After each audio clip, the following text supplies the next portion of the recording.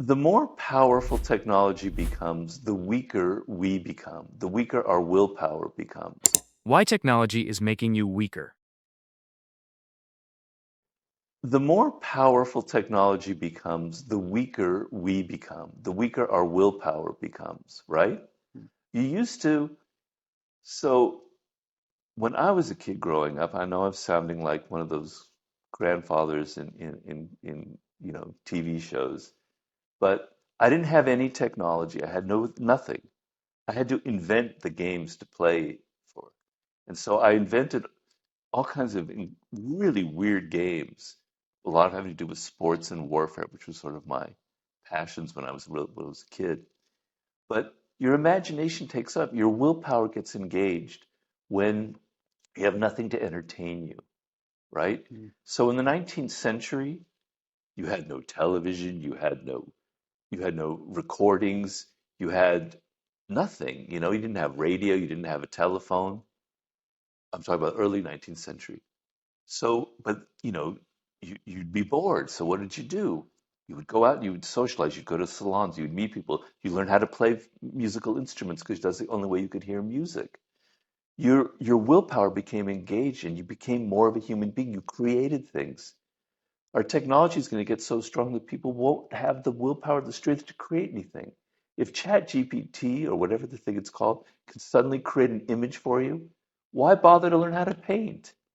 Right? If you can compose a piece of music by ding, why learn how to compose? But you don't And when think, in the process you're losing something very, very valuable and very human. Our literature hasn't gotten better mm, because people know how to type on a computer.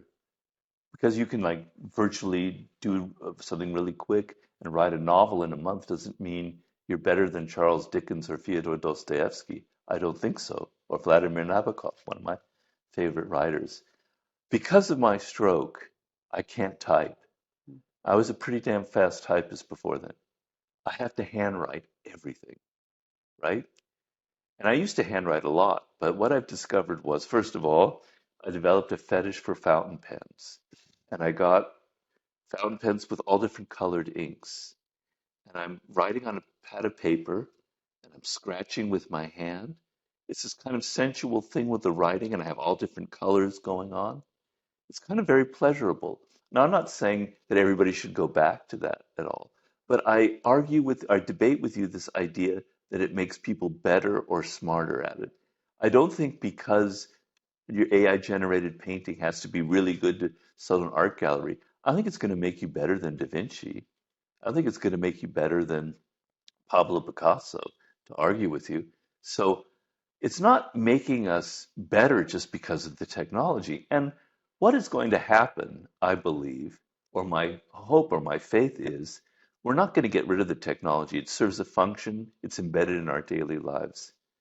But a point is going to be reached where young people, because it has to come from young people, it can't come from people my generation, we're too old, we're too rigid. Young people are going to grow up in a world, they're 18, they're 19, they're going to be disgusted by all of this. Their bodies are so full of energy. They want to have things that are more physical, that are more sensual, and they rebel. And there will be the equivalent of the 1960s, or like a hippie-like rebellion of going back to things that were more kind of real to them. And it'll happen, and it'll incorporate technology, but it'll be on a higher level where it's more human, it's more sensual, it's more involved with our senses, it's more involved with our bodies. It's got that kind of ancient feel to it. Because I don't think we can go on this long eventually where people are going to feel it's already happening, where people are feeling so alienated from themselves that they're craving something else. A generation will emerge where that will become a revolution. I'll be dead, but I'll be celebrating it from my grave.